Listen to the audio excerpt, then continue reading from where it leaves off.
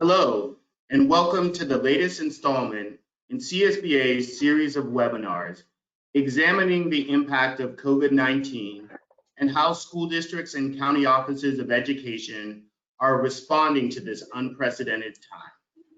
Today, we're going to explore how our medium and large school districts are responding to this crisis and preparing to engage in distance learning and in providing students and families with the support they need to maintain quality education in an uncertain time. This is an incredibly important topic that is of interest not just to the education community, but to America as a whole. And so we're honored and appreciative that we have a good panelist of guests here to examine those issues and share their insights with you. But before we get into the heart of the matter, we'd like to take care of a few housekeeping details to make sure that you can participate fully in today's event. You may see on your screen a chat module, which is on the right-hand side of your monitor. Within that tool, you'll see a number of dark gray menu bars. Toward the bottom of that list of menu bars is one titled Questions. Before the word question, you will see a triangle which is pointed to the right. If you want to ask a question, click on that triangle so that it's pointed downward. This will cause the chat bar to expand, and into that, you can type in a question the same way as you would enter a text message or an email. Again, this is in the questions section of the menu bar. Hit send, and that will be received behind the scene by CSBA staff. We may not be able to get to every single question because this is such a deep topic and there are so many aspects that our audience will want to explore, but to the extent possible, we will try to get to every question. So please feel free to submit if you haven't already done so during the registration process.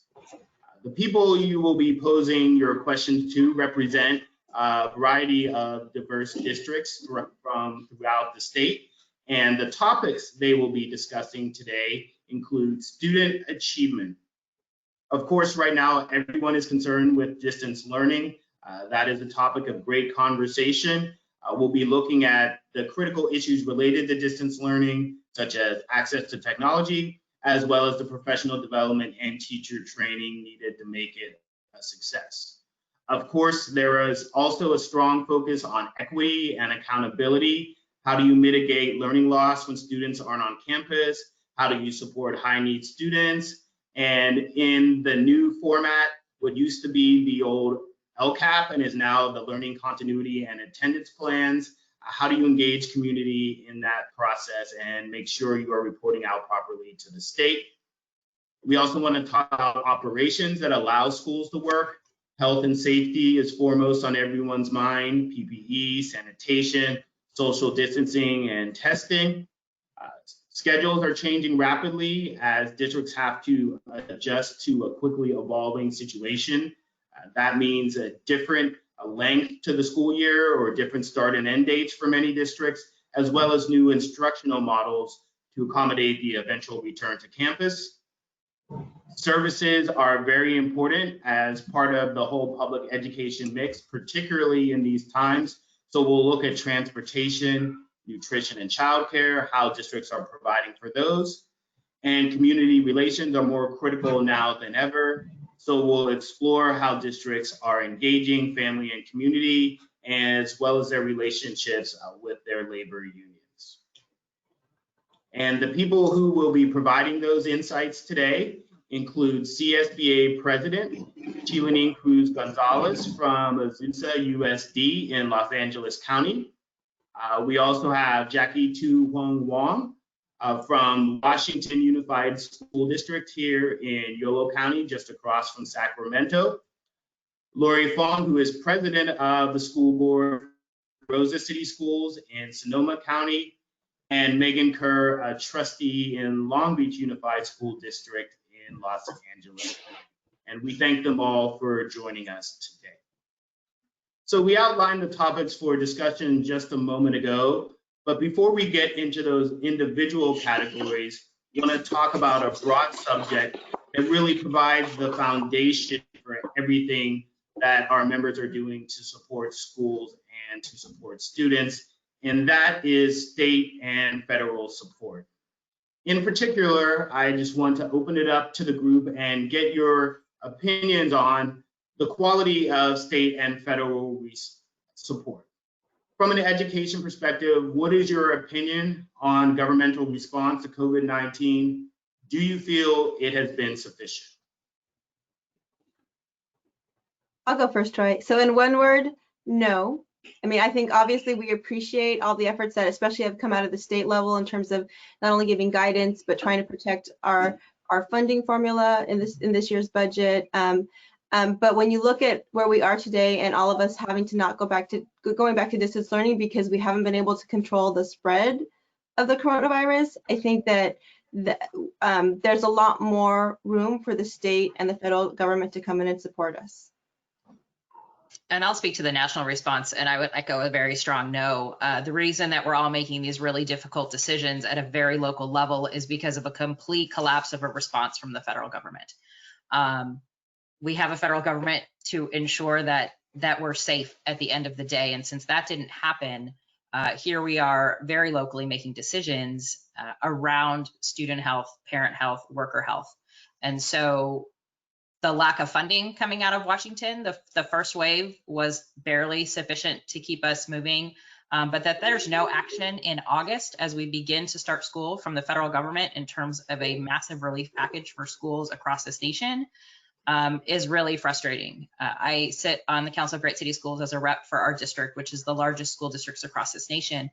And the thing is that every single school district, whether it's Orange County, Florida, or Minneapolis or Chicago, are asking the same questions that we're asking here in California, whether there are very small districts.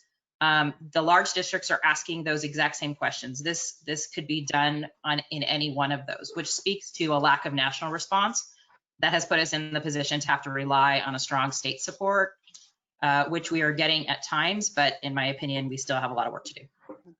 So to tag on to that, Megan, I would just say that the inconsistency is putting school board members and our superintendents in a really hard place, because who are we listening to? And when we start to take matters into our own hands, when we're looking at the science that we're figuring out, our own local public health officers, then the state, and then the nation, finally, then we get second guessed. So it's a no-win situation, and I feel for every single school board member and superintendent in the state. Yeah, rounding out, I would add that the message from the state and the feds actually has been uncoordinated between the California Department of Education and California Department of Public Health.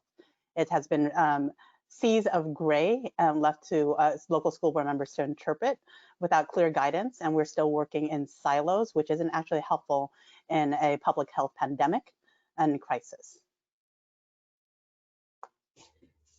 So I think we have a consensus that federal support has been somewhat lacking, and the state has tried to fill in, but has been somewhat overmatched, as you might expect, given the severity of this crisis. And that has severe implications for our main goal as K-12 school districts, which is student achievement. So a question that I would pose to our panelists is, what challenges are you experiencing as you try and support student achievement? And in particular, what challenges are you encountering as you prepare for distance learning? We could talk about this forever, right? We can list as many challenges as we have time for. Here's one specific one out of many. Right now, we can't reach a lot of our folks because their phone numbers are out of order, or they stopped paying their phone bills, or they've moved. So we're going to have to start going door to door pretty soon because we can't reach a lot of them. So that's just one problem for distance learning. I'll just go ahead, Megan. And I would just say that in urban areas, we know issues around connectivity. There's that issue in urban areas as well as our rural areas. Students who may have moved, students who will now begin to be evicted. Again, when we talk about student achievement, the question that I was asked or that was posed is, do we care that students learn next year? That in the midst of all of this, That's the fundamental question. And if we care that students learn next year, then we make our decisions coming from that space. And so when we talk about distance learning and what those things are, we have to come up with solutions based on the premise that I believe deeply, is that I care that students learn next year. Adding on to that, I mean, our jurisdiction is to ensure the constitutional right to an education for all, right? So how do we do that, including, you know, the promise of the local control funding formula, where we highlighted the needs of English language learners, homeless and foster youth. That is actually our statutorily, we're statutorily obligated to do that. So I think that when we reformed financing in 2012, the question is, are we fulfilling that promise now? And how do we do that in a distance learning environment where families with resources are creating their micro schools or their learning pods? And we know that the LCFF populations don't necessarily have that luxury. They have parents who are likely essential workers who are in that workforce, and so they are left behind and left at home. So how do we actually really fulfill that obligation to all students, not to mention special needs students who actually also have barriers to learning within a distance learning environment?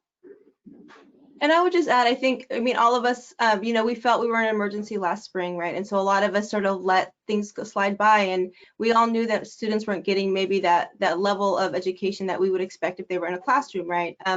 And I think looking at the state budget trailer bill, SB 98, and the requirements that are built in there. So we as a district have been focusing on making sure that we're building in a significant amount of synchronous, meaning live interactive instruction with students on a daily basis, right? So we're looking at the daily minutes that the state's requiring and trying to make as much of that be as possible synchronous, whether it's whole group or small group. So that's one piece.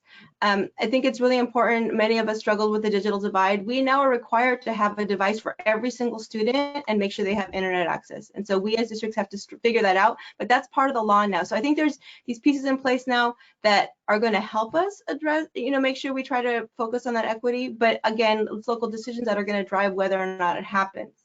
And we have to be really thoughtful about these students, like, for example, English learners or special ed students who we know probably didn't check in as much as our other student groups, and make sure that they are, that we are giving them opportunities to be able to learn.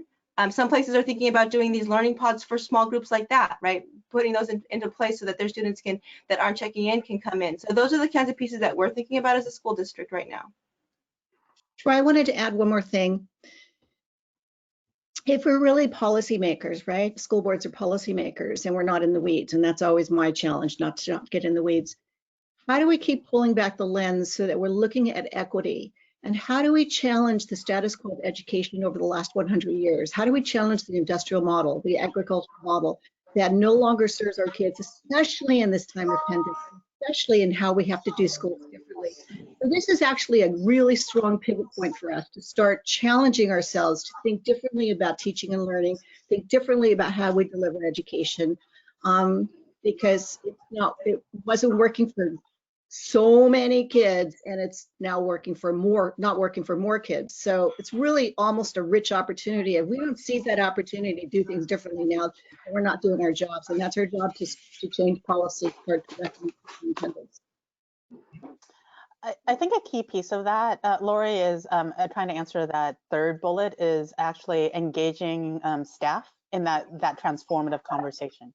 How can we do that together in terms of teaching and learning, right? So for us, we've actually front-ended some teacher training as well as staff training to try to address and unpack some of these issues. And let's be honest, some of our teachers have been teaching for a long time. And when we moved to distance learning, the technology was a challenge for some of our teachers who ended up retiring last year.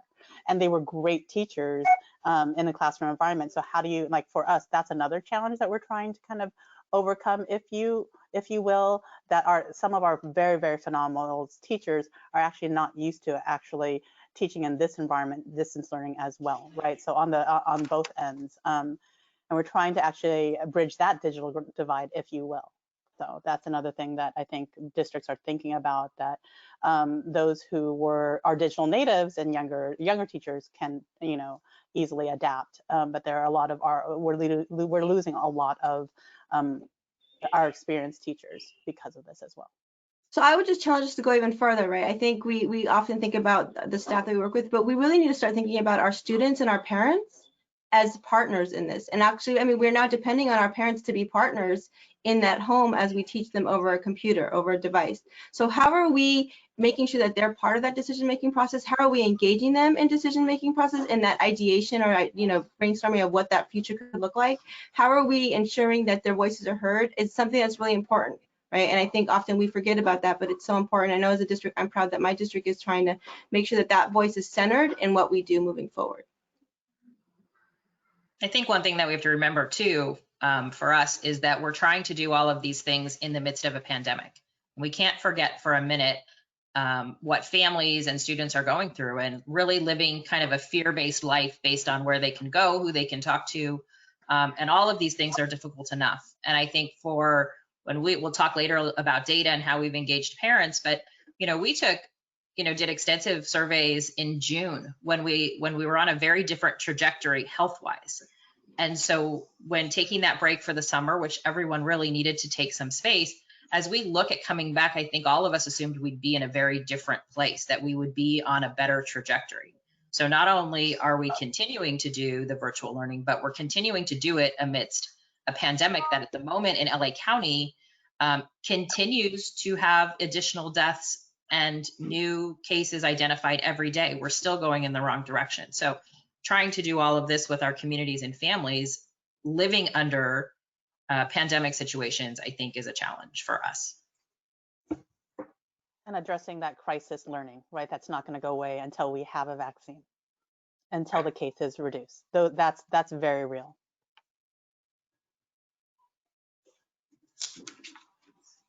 So I think we've covered almost all the questions on that slide. Your responses were very comprehensive related to distance learning. So I'd like to advance the slide and talk just. Sorry, Troy, I'm gonna do one more thing to that last bullet. Okay. The story in Sonoma County, and we're just right outside the San Francisco Bay Area with about 16,000 students, is that we started planning a professional development for the teachers, right? So we started planning it right April, and then we're doing it right now. But probably midstream, our superintendent intervened and told our directors that the kind of PD they were doing was not really the professional development teachers needed for right now for our kids, really for equity. So they completely switched directions. So they really turned into, how do you connect online? How do you get kids more involved and engaged and create agency for kids online versus the tools, the exact tools. So they really pulled back the lens again in terms of like, how do you do things differently? So it was a very different professional development than they've ever had before, which of course before used to center on curriculum, right? And timeframes and those kinds of things, Common Core. So it's been different that way, and that's a great pivot. And I'll just add to that quickly, that part of, as we look, what does a student need today is very different. We know that teacher-student relationships are key to any kind of learning, and so students don't get to meet their teacher except through the screen. So when we put out some of our plans, we were building in time that we don't necessarily need to build into a classroom because it happens naturally, but really taking time in those chunks of learning to put in 10 or 15 minutes for mindfulness or relationship building. And so while that's not ELA and math, we know that students really need to have intentional time to connect with each other and to connect with their teacher. So that makes an instructional day look different from the beginning, but we know that as kids come back, that's an important piece for us. The other thing is kind of creating normalcy. Even though we are teaching distance learning, there are opportunities, and on a volunteer basis where teaching staff can, for example, a story was shared in our community of the first day of school, kindergarten, students asking, will I ever meet my teacher? So to be introduced to school and education digitally is not what they thought in their head. It's already terrifying to get into school. And so giving our teachers the option of, again, socially distanced, masked, to actually, if they want to meet their students in their classroom with all kind of the different protections. Those are the things that we're kind of thinking about to help normalize and address the anxiety and trauma that everyone's feeling right now with distance learning on a lot of different levels. feel like professional development has moved from the mandated, you will learn this curriculum and teach it and pedagogy and use it, to more of a capacity building. How do we strengthen our relationships and capacities to reach kids? A very different come from for professional development, and it's made a difference for our unions because they are all in.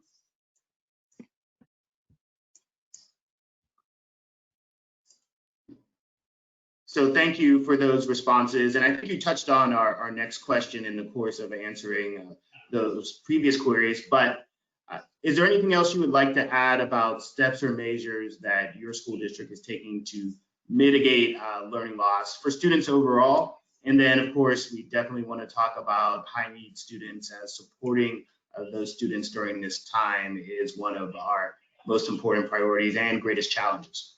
Yeah.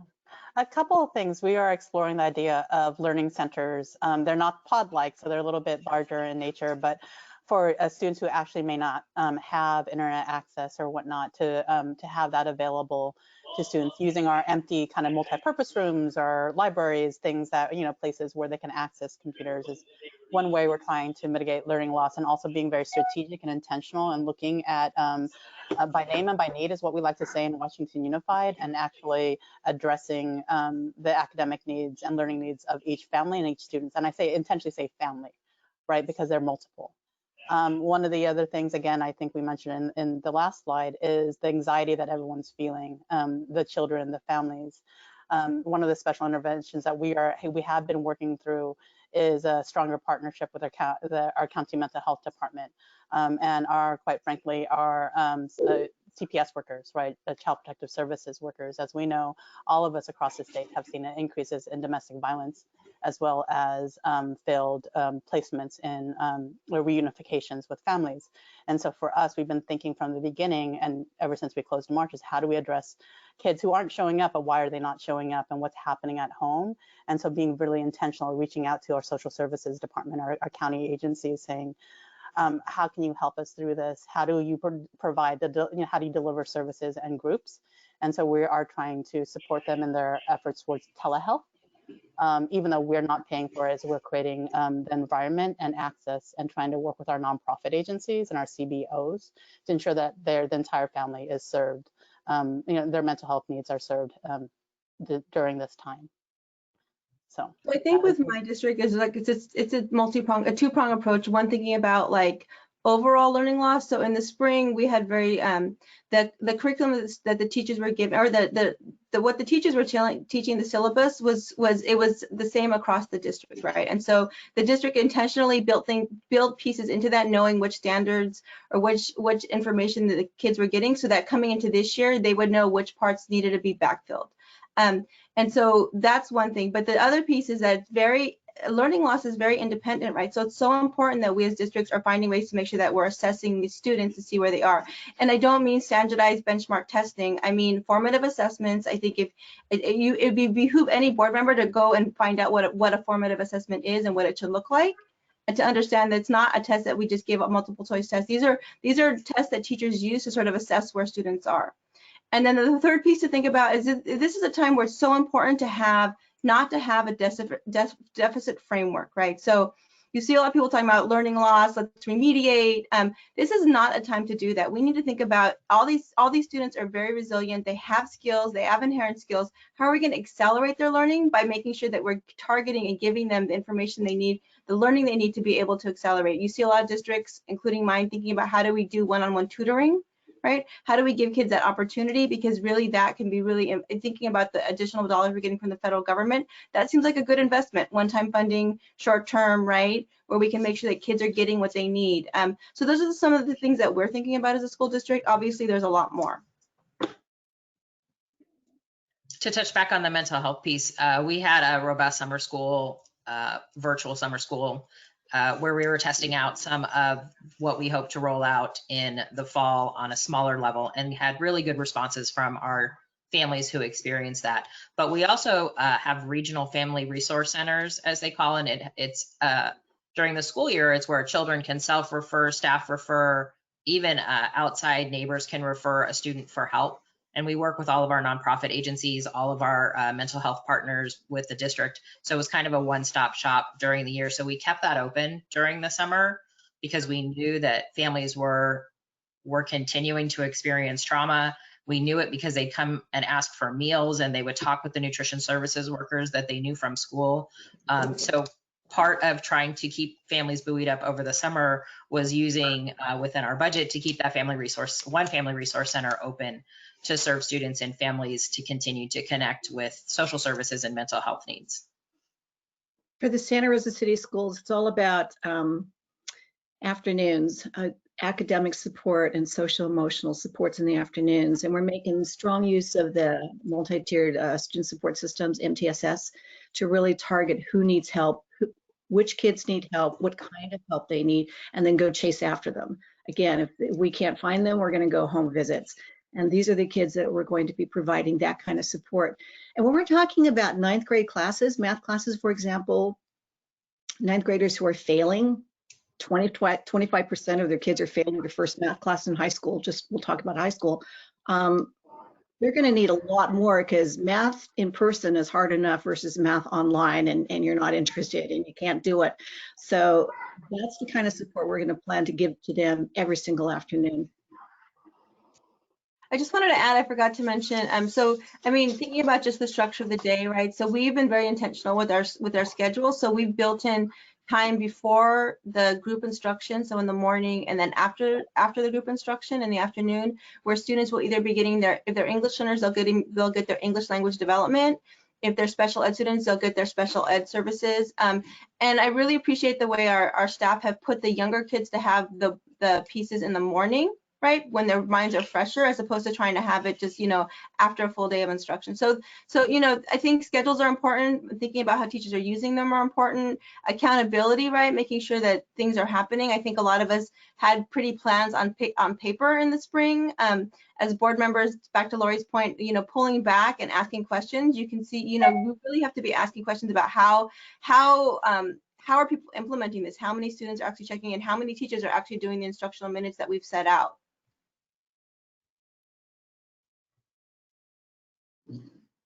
So it's encouraging to see how much thought you've given to that crucial issue of student achievement and how we can support students in mitigating learning loss, and particularly focus those efforts on our high needs students. We also need to support those students in a variety of other ways. So the logistics, the service and operations side of school districts, which are sometimes overlooked, have been receiving a lot more attention, particularly as families and communities have started to realize how many services schools provide and how critical they are to the functionings of communities as a whole. So we're looking forward to how schools are going to be addressing issues around health and safety when we enter the new school year, as well as how some of the critical services like transportation, food service, and childcare will operate in this new environment. But let's start with health and safety, since that's on the top of everyone's mind right now. When it comes to PPE, sanitation supplies, and the like, how are your districts doing in terms of your supplies? How have you obtained those supplies? And do you feel you have enough to meet your needs? We can always use more money to purchase PPEs. Let's be honest about that.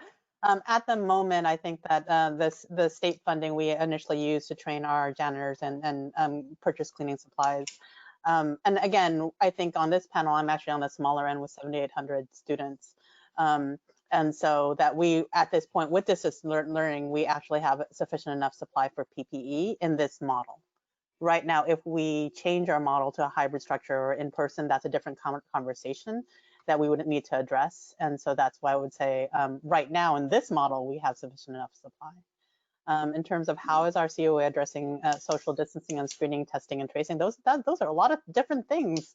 And I think for us, and I've said this at board meetings and amongst my colleagues here, is that we need to be very clear what our lane is in terms of, I'm not an epidemiologist, I'm not a public health official, right? But we do have our partners at the county level and within the city who are actually trying to address this for entire communities, contact tracing, testing, and screening. So we need to be in constant communication and contact with our partners about how to coordinate the message so that all of our families that we all serve together feel safe in whatever kind of format of education, whether that be in person or distance learning out in the community.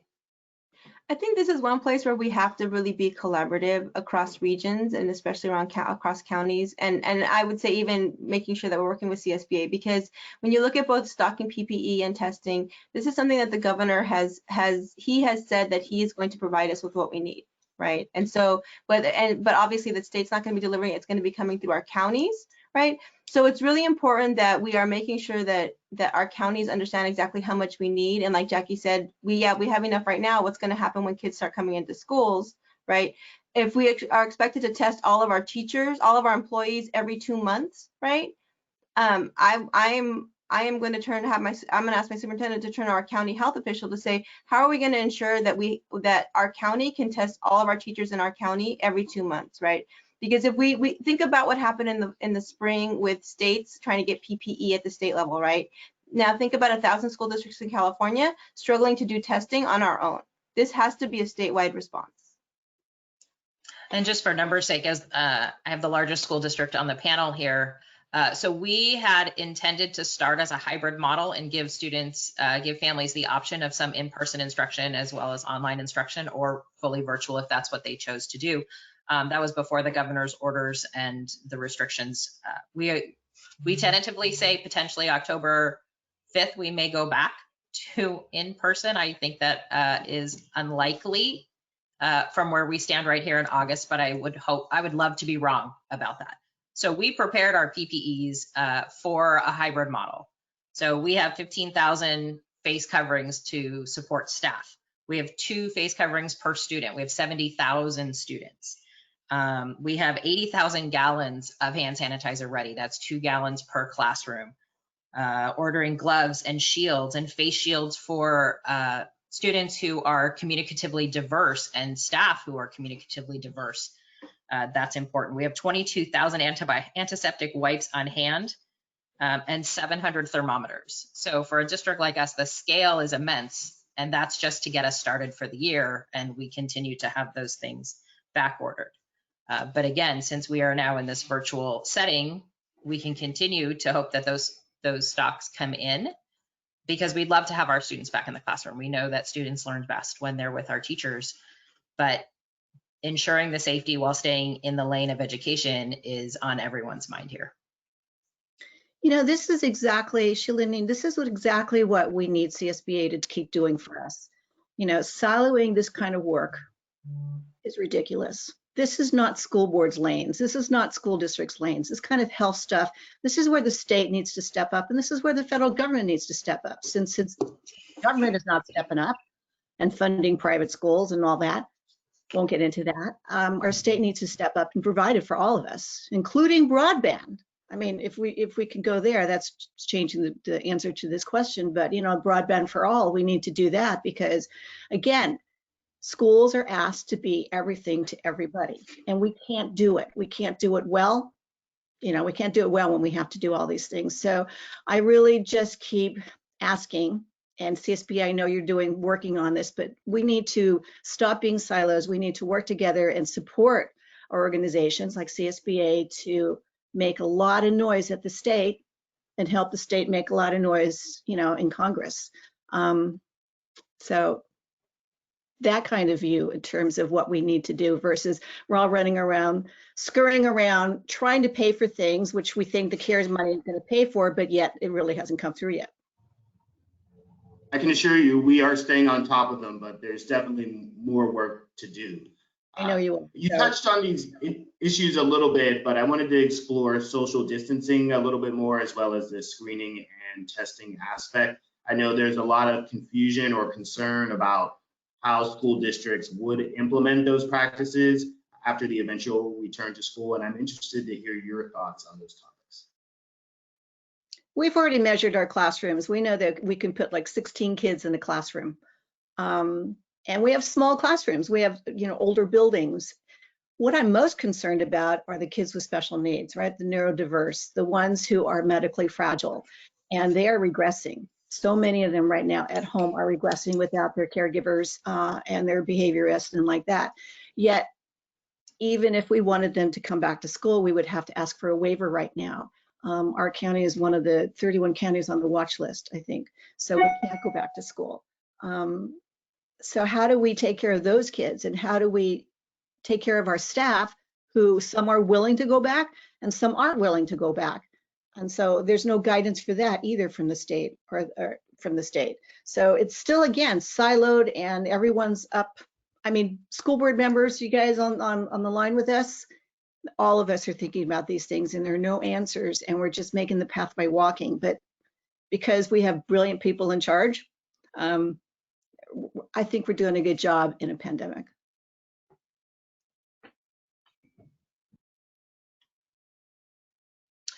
For us, we started looking at social distancing as soon as kids were out of the classroom. We've had a good majority of our employees have still been working since March. While we may not have folks in the classroom, we've had nutrition services, central office staff. So the work has been going on. We have 86 school sites. They have all been walked.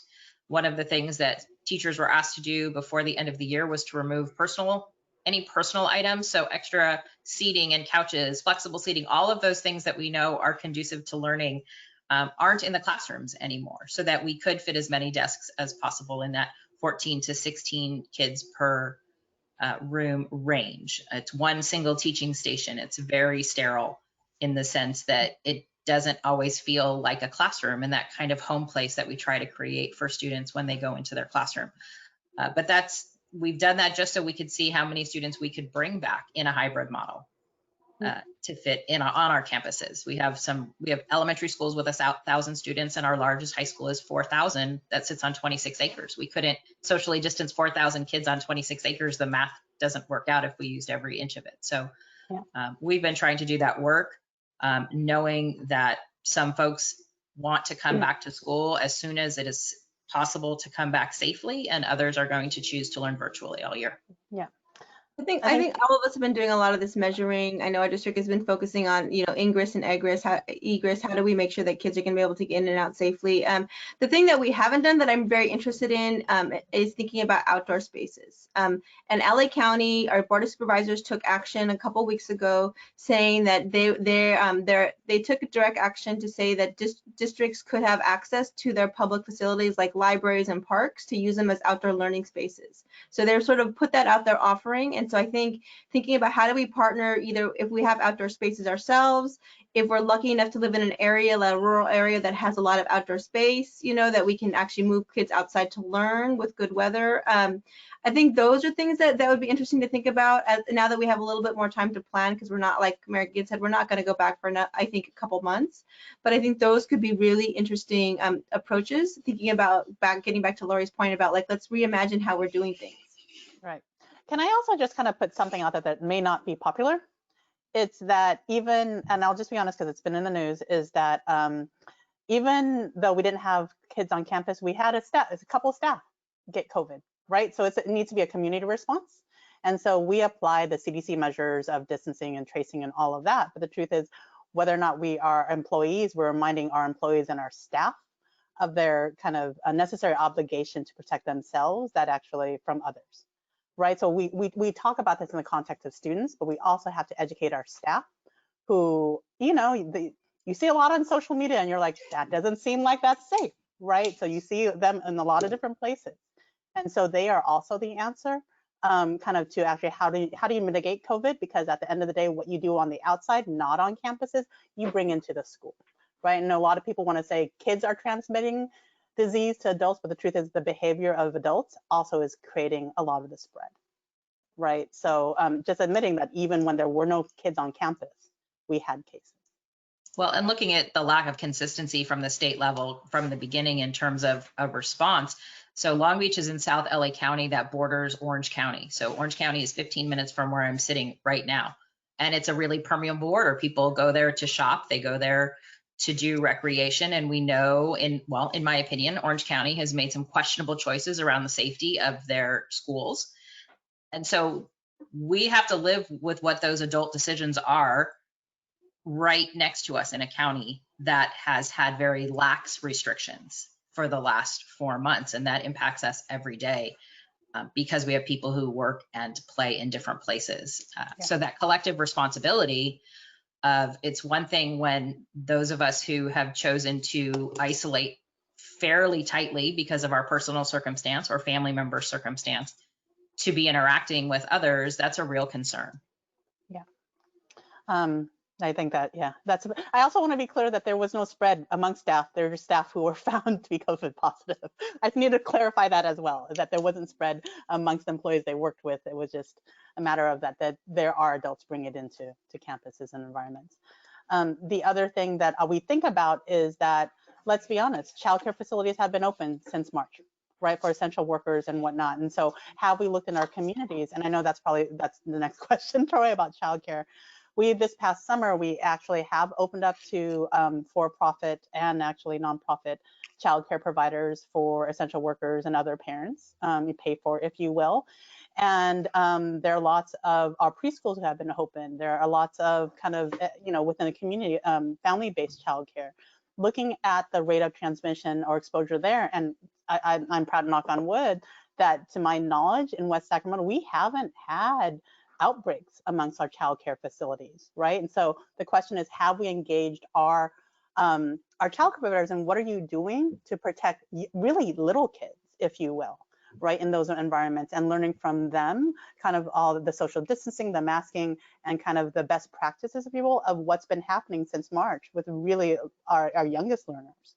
And so that's the question that I pose back, is because right now there are places, including our campuses, where we've actually brought back students in 10-to-1, very small environments, and all of that. And what are we doing that has mitigated or prevented spread, if you will? And that's what we're looking at.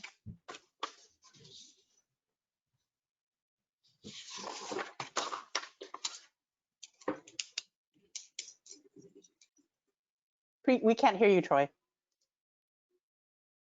Yes, sorry, by this stage in the Zoom era, we should have mastered the unmuting, but there's the occasional lapse. But I think Jackie's comment was a nice segue into the next topic, which is the increased appreciation, or at least understanding of the multifaceted role that school districts play in supporting families and communities, which extends beyond just what happens in the classroom, but these other aspects help to make the classroom instruction possible.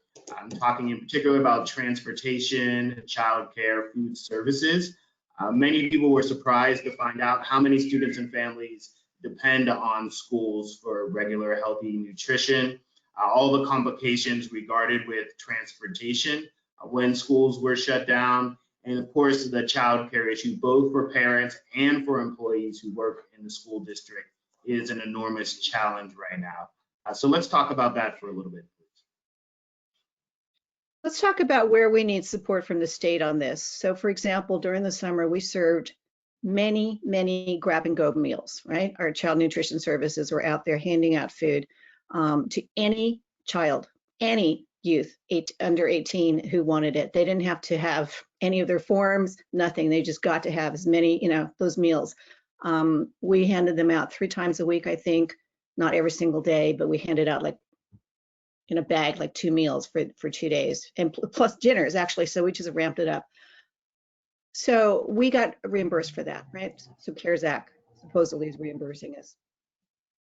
So all of us know that that kind of money is going to stop. And then pretty soon, as soon as school starts, we are going to be only reimbursed for federal lunch, free and reduced lunch. And what happens to all those families who were depending on these meals, right? And these are families, of course, who need it, who have lost their jobs, unemployment, all that kind of stuff. And so I think we're not going to be able to turn our kids away. And so that's another cost that we're going to be looking to for the state to help pick up. I mean, huge gap, just food, nutrition. Nutrition our lane? Yes, it is. We need to feed our kids.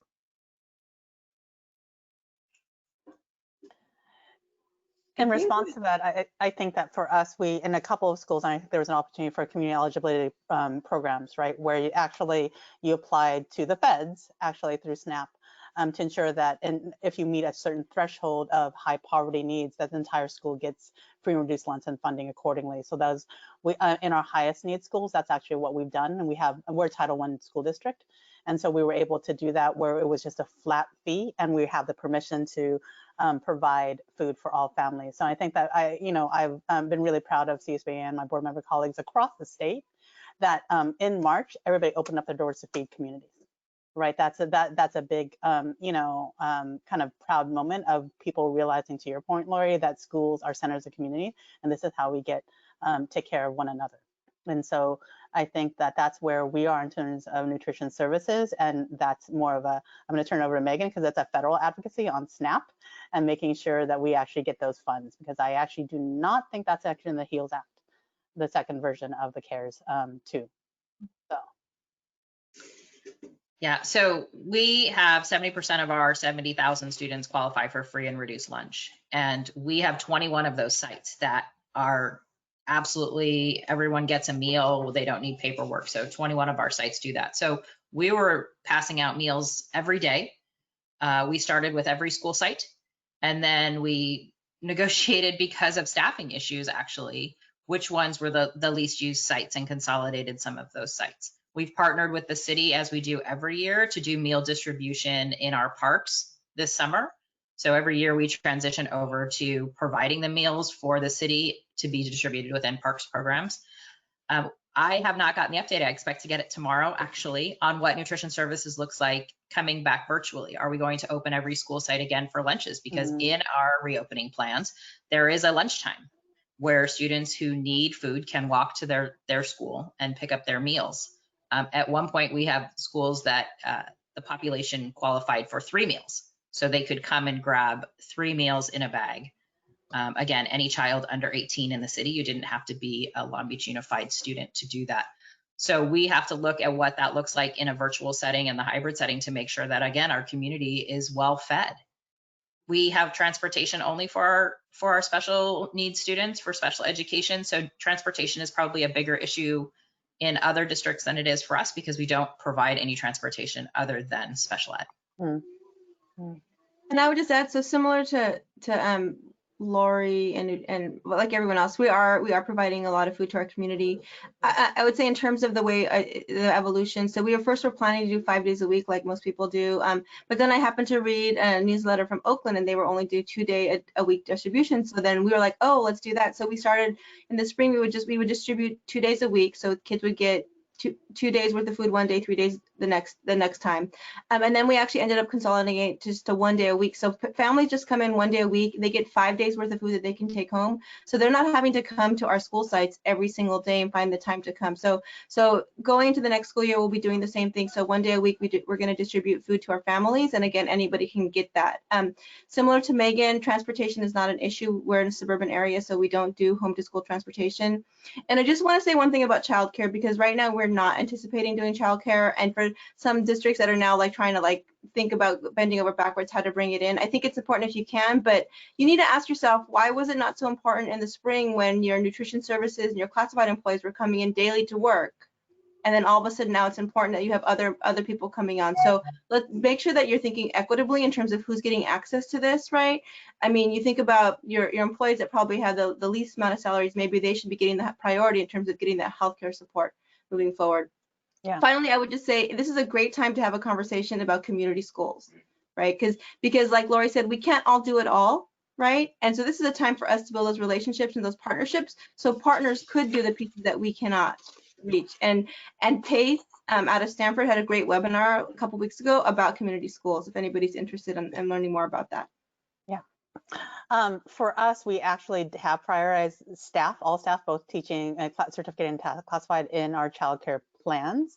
I'm not saying that we're subsidizing them, but in terms of priority access, it actually, our first priority goes to foster and homeless, our high need students.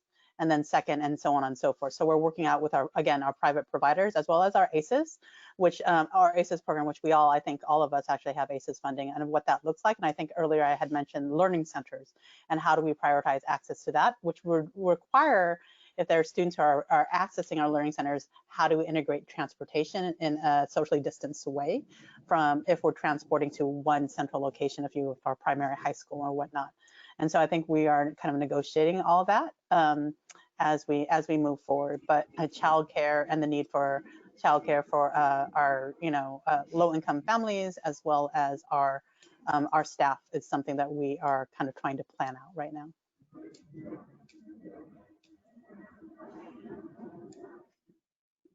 So there's quite a bit of community engagement involved in the effective provision of services, especially during a pandemic when you don't have the regular touch points where students and parents and caregivers on campus on a regular basis. So want to explore the topic of community engagement a little more deeply, specifically from a communications perspective.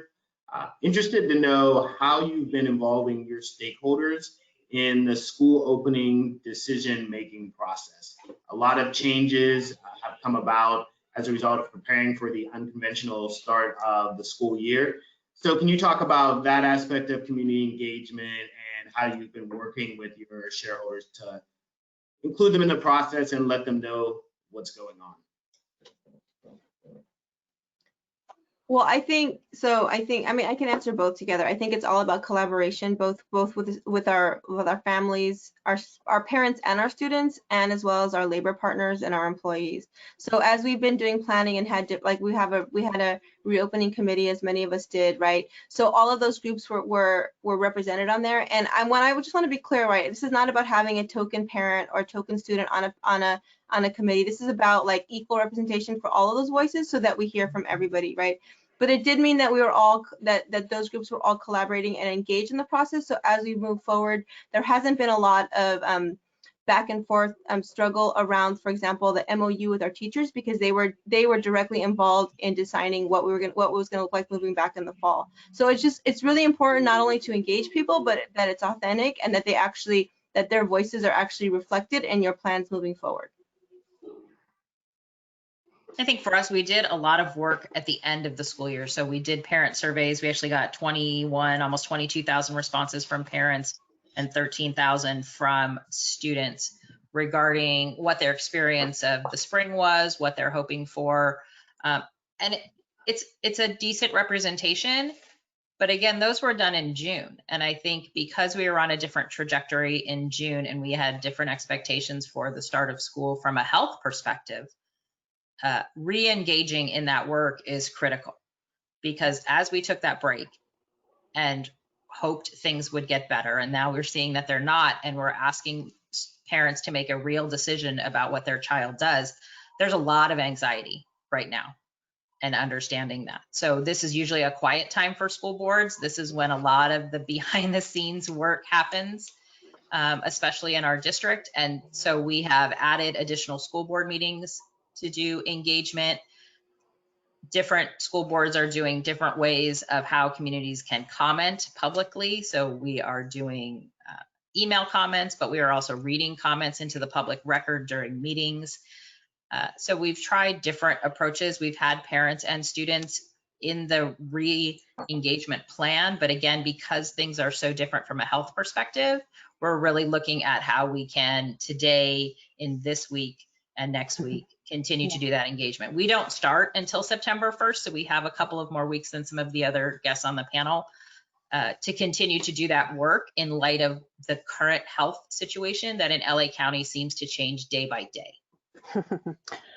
Yes, and we're doing all those things, and I would say that we're also using our translators and community liaisons, where most of our surveys are in primarily 2 languages, English and Spanish, but we have a large Russian-speaking population, if you will. So we're having our community liaisons actually try to call to actually have the input from families who are multilingual.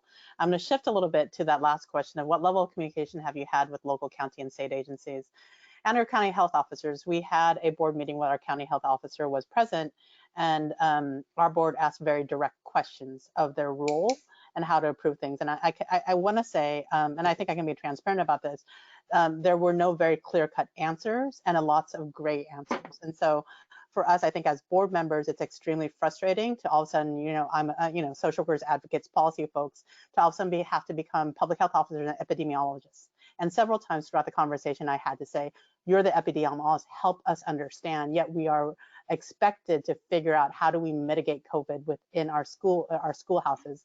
With that said, apparently the public health officer is meeting with staff weekly, but again, the guidance isn't clear at all. And as we know with our SB 89, a number of other things, that we're so heavily reliant on PHOs, but if they're not clear about the expectations with us, then it's problematic, right? And so I think that for us, then you get, for a long time, I think we were all engaged. Do we go distance learning, not distance learning? And I had those pointed kind of questions for our public health officer she could not answer.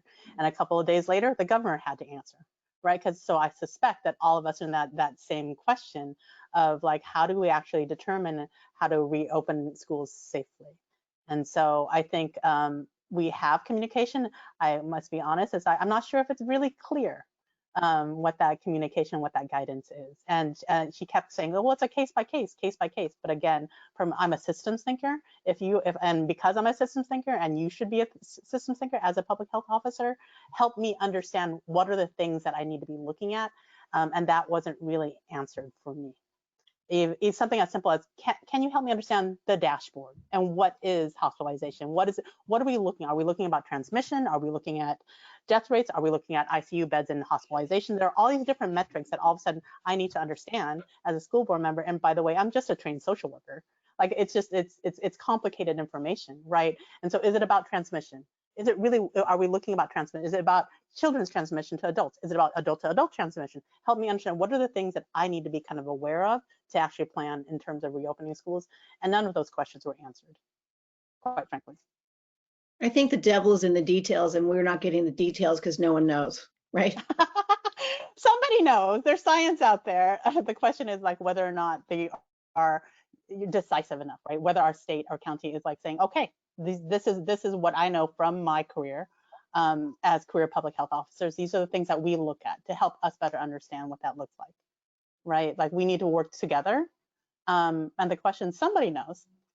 We've had, outbreaks before, like when you look at epidemiology, and if we were to have a measles outbreak, what will we do? What are the metrics that you're looking at? We've had a SARS kind of outbreak, if you will, a SARS concern before. So the question is why, and by the way, we actually had the former, he recently retired, the former director of the California Department of Public Health was our public health officer. He was not the one who was presenting, but that's what he would say, like, listen, we've had experience with SARS before. This is what you need to do. But they weren't very firm and decisive about how that applied to schools. They often say, well, I know public health space and health, but I'm not going to tell education what to do. And I think that's one of the most frustrating things, where our county boards of supervisors are saying, that's your all's kind of space. So I can't, even though it's a health issue, I'm not going to tell you how that applies to your environment. I think that's the most frustrating kind of part of the conversation. And that's part of the reason why I personally appreciated finally getting some clear guidance from the state in terms of reopening criteria this last month. I think many of us probably wish that it had come out months earlier so that we would have been clearer about when, what could possibly happen. Along those same, obviously there's these layers, right? And so I'm just going to give the LA County example. So our health guidelines for the county for schools didn't come out until mid-July. Right. So I think we were all doing our own planning. We've done lots of planning in place. And then as soon as those guidelines came out, we didn't throw everything out the window, but there was a lot more that we had to do that we weren't anticipating because it was in very detailed guidelines, which I appreciate, right? Because now we're going to have consistency across our county. But again, to Megan's point, we're pretty close to Orange County. They're going to have different guidelines because their county officer is developing those guidelines. So it's this, it's this odd balance of we want to make sure that we have local decision making when it comes to be able to serve our communities, but we do need to have these clear guidelines, especially around the health pieces, so that we're not all doing our own, traveling our own road, right? There has to be some kind of consistency. One thing that's unique for, sorry, Megan. Okay. I say one thing that's unique for Long Beach is we're one of the 3 jurisdictions in the state of California that we actually have our own health department here in Long Beach. So while we operate with LA County and follow LA County guidelines, we also have our own county, or we have our own city health officer, Dr. Davis. And we've been really fortunate We are a town of 500,000 people, which is a pretty big town, but it often feels like a small town. That is a town. We consider ourselves a town. But the benefit to that is that our district personnel have been in the room with our city health officers from the beginning in the joint information task force room. They speak daily. Occasionally, I think they skip a day, and sometimes, like these days, they talk multiple times a day. So while we have those guidelines from LA County, we have the added benefit of having our own health officer and health agency here to help make those specific localized decisions, which I think I take for granted when I hear the stories of other districts that are trying to navigate a large public health system in a county that is immense. So we are fortunate in Long Beach to be able to have someone who will pick up the phone when we have questions. So as those guidelines came out from LA County, how do they look in Long Beach, and how do the Long Beach numbers look, and how are we doing here? But again, because our borders are permeable and people are moving back and forth, that only protects us so much. So what I wanted to talk about was this presents a new opportunity for us as school board members. How do we continue to look at the barriers of communication for all of our constituents, all of our stakeholders? And how do we change that? And how do we continue to keep up this more excellent way of communicating? Because we're doing some different things than we've done before. We're doing it more frequently, and we're really looking to every single group that needs communication in all the different languages. And how do we continue this? How do we push our districts to continue this kind of communication for every single thing? Because our parents have so many questions, and when they can't get their questions answered, then they're frustrated. So the more often, the more different ways, the more different platforms we can use to get this information out to them, it's going to quell their fears, and it's going to make them feel that they will be our partners. We need to hear them. We need to listen to them. We need to respond. So I only think it's good. We're doing a better job at it, and I want to make sure that we continue to do this for years to come, because these are new ways of working. One way that is new for us is that we are having weekly Zoom meetings with anybody who wants to join in. So for our district of 16,000, we filled up in the first 20 minutes of the Zoom of 1,000. So we're having it, more often. And it's so that parents can figure out whether they want the distance learning, something we have called Learning House, which is all remote and a different team of cohorts of kids and like that, or the hybrid model. So it's a conversation. They can ask questions in real time, and they can just get some of their fears quelled, and the anxiety goes down. But we haven't done that before, and so far it's working. It's working. We like it. I think it goes back to that idea of how do we reimagine what we're going to do moving forward. And I don't think there's ever going to be an excuse again of, well, we can't have a big meeting around that because how would everybody get there? So all of those things that we thought were barriers before, whether it was transportation or language, we know we can have a Zoom meeting. We are now broadcasting our board meetings in live in 3 languages with interpretation. So we have Spanish and Khmer channels for people to tune into. So it's presented an opportunity and forced us to look at how we communicate and realize that we've always had to do better. But this has really laid bare how people have potentially not had access to the district, even if they were engaged and informed parents. So it challenges us to move forward. And I would say CSBA can help with the training of how do you do that effectively, because not necessarily having a Zoom call for some districts is, unless it's managed extraordinarily well, could be more problematic than it is helpful. So as CSBA looks to help support board members, how can we dream up new ways to support board members in this new way of communicating with their constituencies and with their communities to benefit students, not necessarily to open up a complaint line, which some meetings can turn into, but to really take that thoughtful engagement and realize that there are fewer barriers now than there have ever been, because we've been forced to do this at a high level. There's no reason that we're not engaging our parents and students in more innovative ways moving forward. I think that's exactly right. Oh, go ahead, Trey. I was just going to say that this conversation about new modes of communication and engagement sort of leads naturally into the learning continuity and attendance plan, which is replacing the old LCAP. So I was wondering if you could talk about how your districts are negotiating that process, and then also talk about any new instructional models you're considering when on-campus instruction resumes, like cohort or hybrid approaches, or whether you're considering a new schedule that starts later or goes longer as weekend schools. I assume that would be included in the learning continuity and attendance plan. And I know that parents and community have an interest in that.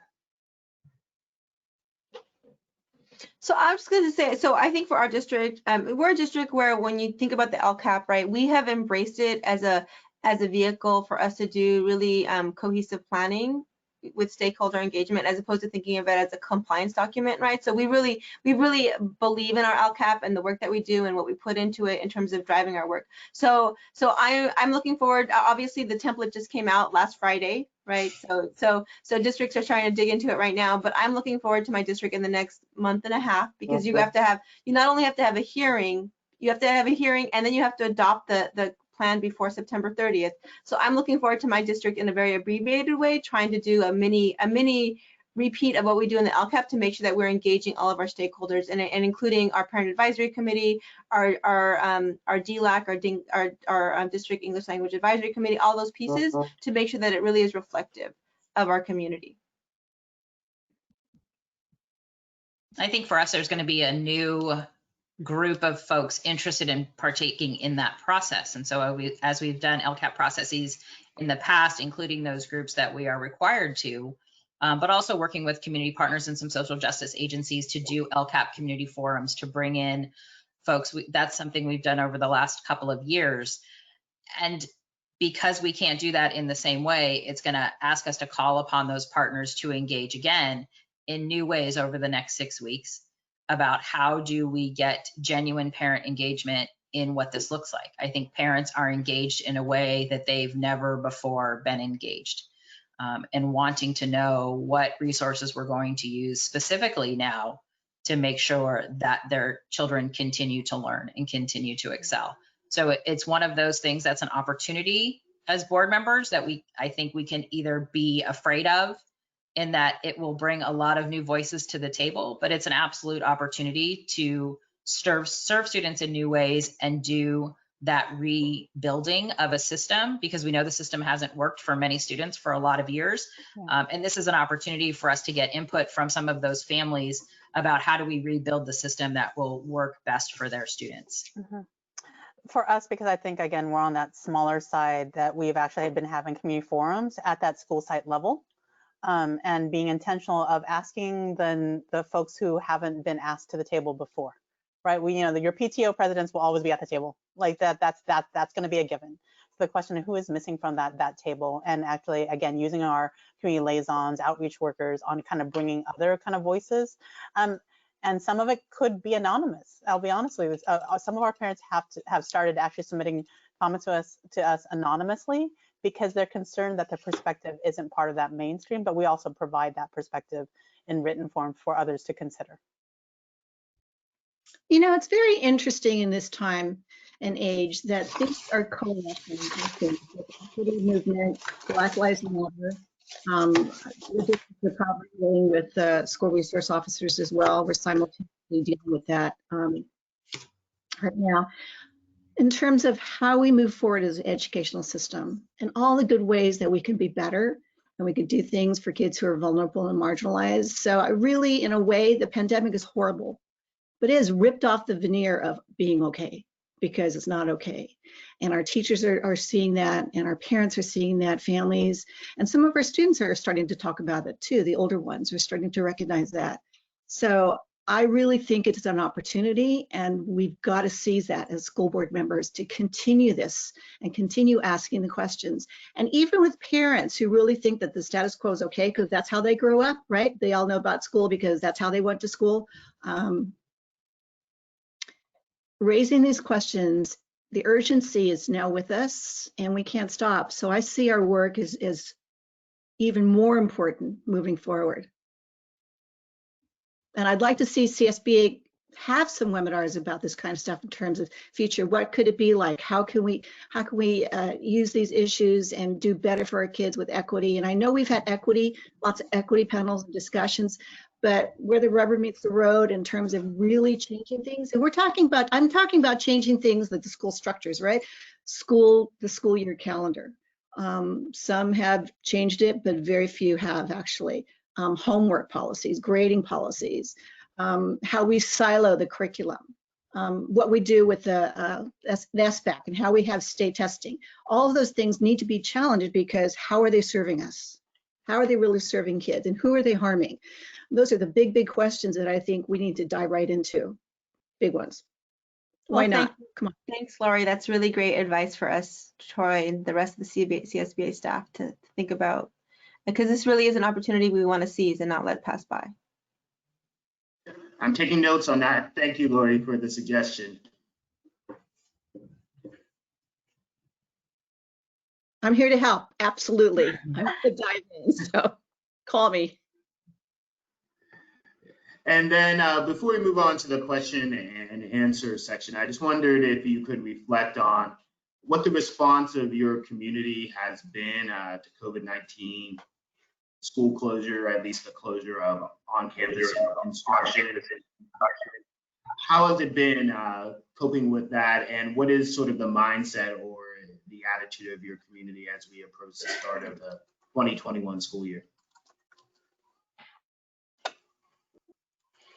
Well, I really like to focus on the resiliency. I mean, I think we're all in the same pandemic. I think we all can find ourselves wallowing in despair if we wanted to, right? But I think that our responsibility, our goal needs to be about how do we make sure that we're pulling community together. I see it every day in my community, whether it's individuals, whether it's a school or the city, or community organizations, our churches, right? So how are we capitalizing on that and making sure that we're creating that community and moving it forward? And how are we as districts feeling like we should be the ones that can bring people together to do that? Yeah, I would. Community schools, right, Shalini? Yep. I would echo that. And I would say that for our community, it's hard right now. LA County is a tough place to be in this moment. And especially as we embark on bringing kids back to school in some capacity, obviously virtually for now for everyone. But the reality of that we are continuing to have the high death rates, high infection rates, and it doesn't seem to be changing. I think there is an anxiety amongst our community that is palpable, that our cities and our schools have the opportunity to, again, be that place where we can communicate clearly. We know that the most important thing for parents right now is clear, direct communication. It may not always be what they want to hear, but if they feel like we're being honest and direct and including them in the process, that will assuage some of those worries and those panics. So it's an opportunity for us to really sit and listen, to sit in the uncomfortableness that no plan is perfect. For 70,000 students and 10,000 employees in Long Beach, that's 80,000 different needs and stories that need to be paid attention to. But yet, as we work as a system, doing things that are in the best interest of almost all and supporting those who need extra supports. It really is, for me, about how we bring our community in, how we communicate with them, and assure them that we care that their students learn and we care about their health and safety. Yeah, I concur with that. And in terms of just being transparent in our thought process, because we don't know what we don't know. And I think Lori said we are walking the path, or where the path is being built as we walk it, or something like that.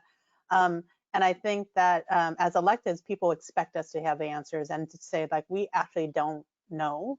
And it's an iterative process, is all we can do at this point. I'm like, yes, we are on the same, like, are we in the same pandemic? Yes, but very different responses. I think that because different parts of my community, some of them want to just go back, full throttle, like 100% virtual, and some of them don't. So it's the same pandemic, but really different needs of the community. And how do we balance that? And I think that what we can do is just be transparent with where our values are for our students and our staff, and go from there. It's not always comforting. You're right, Megan. Like, we don't, it's sometimes, a lot of times, it's not the right answer for everybody. and it won't be the right answer for everybody. I know that much.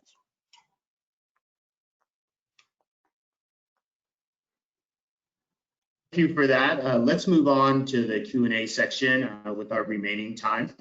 We received some questions during the registration process, and then we've also received some that you entered during today's presentation. So in honor of the early birds, we'll start with the questions that were sent in during registration. We touched on this a little bit, but one member wants to know, are you offering childcare options for low-income families and employees? And if so, what do they do? My answer was yes. So through ACES again, but there's a priority in which we're doing that through our ACES program. So foster homeless for sure, 1000%. And then there are other priorities within that. Same as Jackie, but also prioritizing our staff, right? But the problem, of course, is do we have enough workers? Do we have enough people to do it? So one thing we're doing with CSEA is that we're negotiating the last little bit about flexibility, job flexibility. So they can be not childcare, but certainly support. So helping kids with their online distance learning. So that is the last little piece. Mm-hmm. Yeah, I mean, Our for example, specifically, you think about yard duties when they don't have yard duties anymore. So what is that job do? Like just for specific sort of board members who are looking at that, we are looking at that with our CSA partners as well. I think the largest concern is that so much of our classified are so much about being present on campus with students and supporting students in that. So how do you actually have a conversation in a way that's different, and how do you, to your point, Lori, change job descriptions to meet everybody's needs?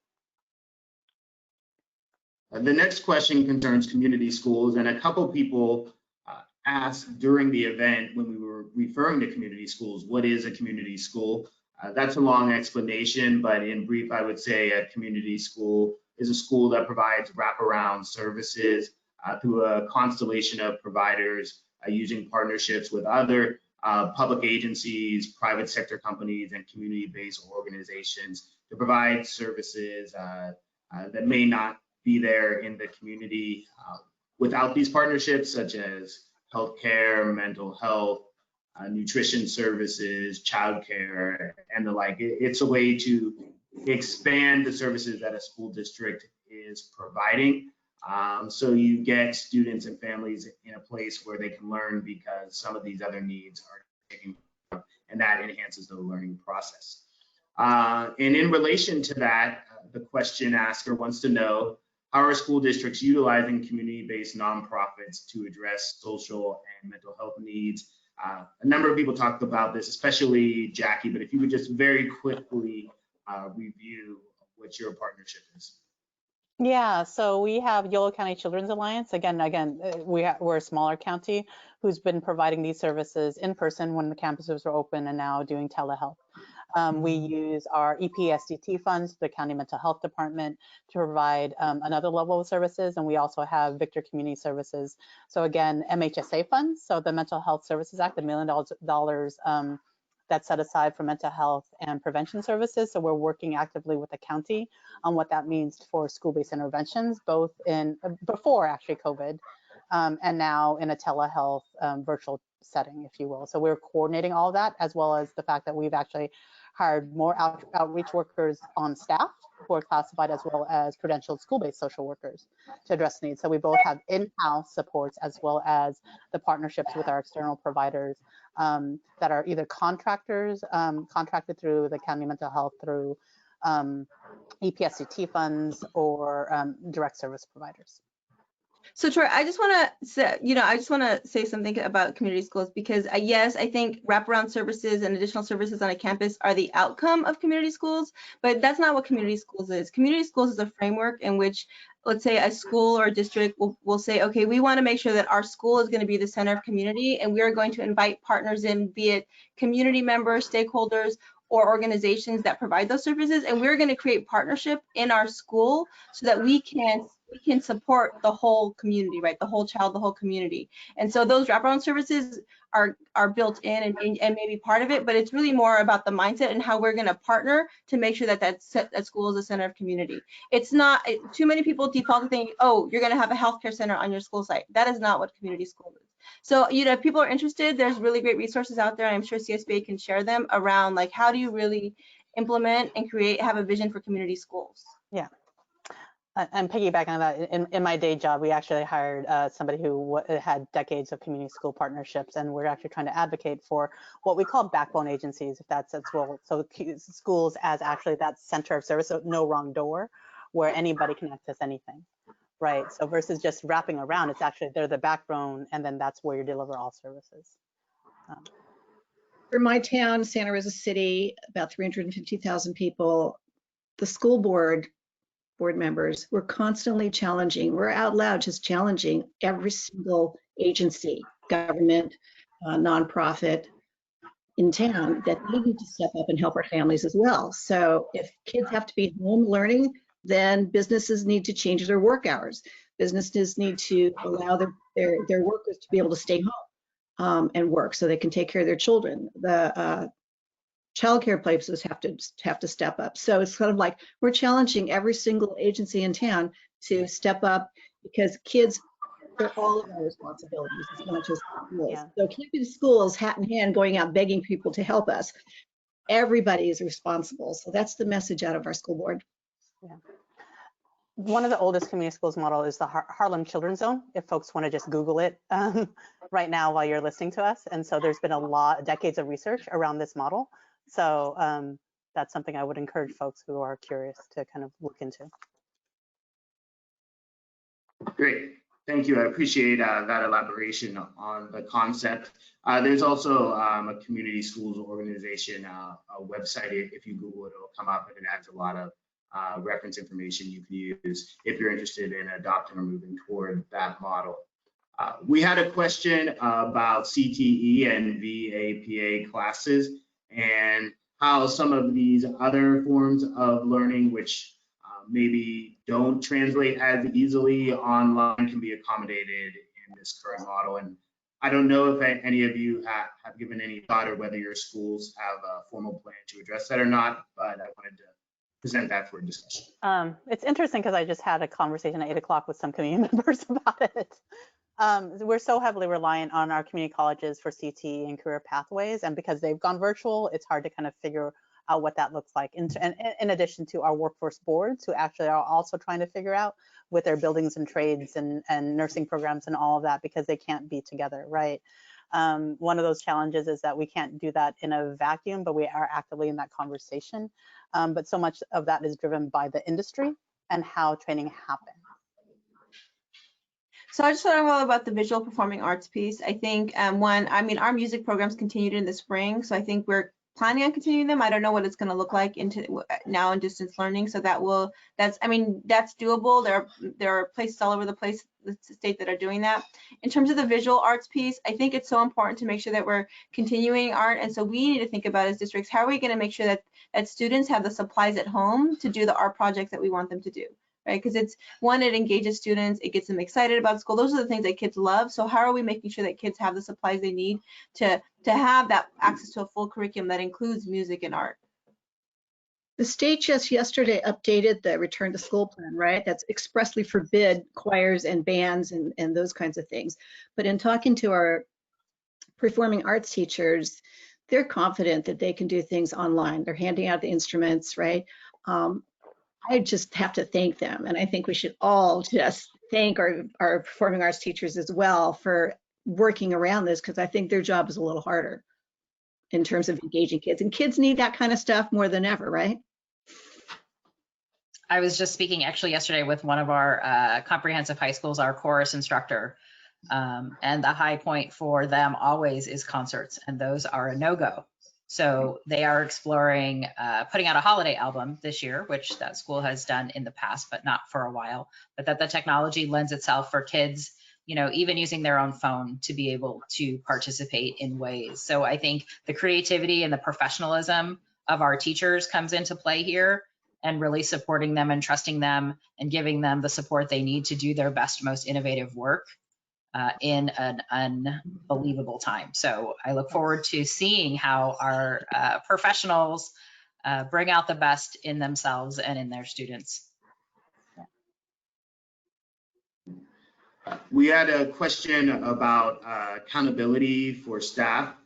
In particular, the person answering the question was curious what your experience was with staff, particularly teacher attendance and engagement in the spring, and how that is being monitored and supported in the fall. Good question. So I think that's a really important piece, especially as we move towards distance learning that's going to have daily active engagement, right? So I think I know as a district, we're building it, and we're not requiring teachers to be on campus, but it's voluntary, so they can be on campus if they want.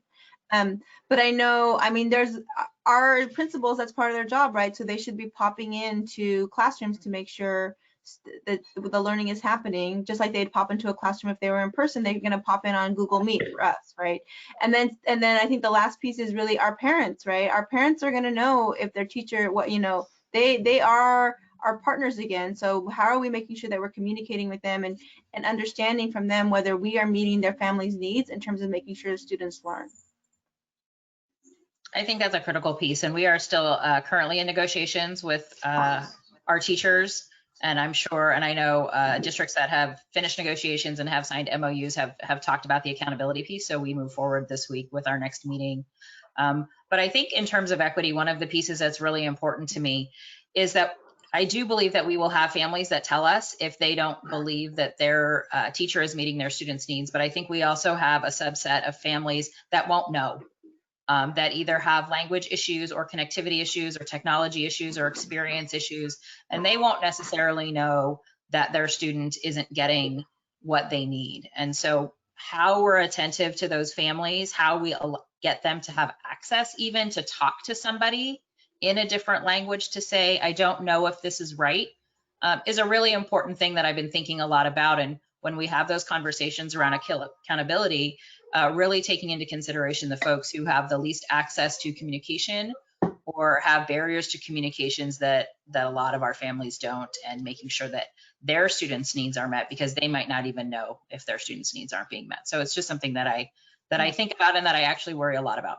Yeah, and I think that piggyback on that is what Lori had mentioned earlier, is how are we providing the professional development to have teachers think about those things more intentionally, right? What are the strategies that we are providing them that they did not go to school for, right? Again, I learned those skills as a trained, school-based social worker, but now we're actually teaching them all those methods, right? And so are we being intentional with our teachers, not just expecting them to do all these things, but actually providing them the training on how to do it?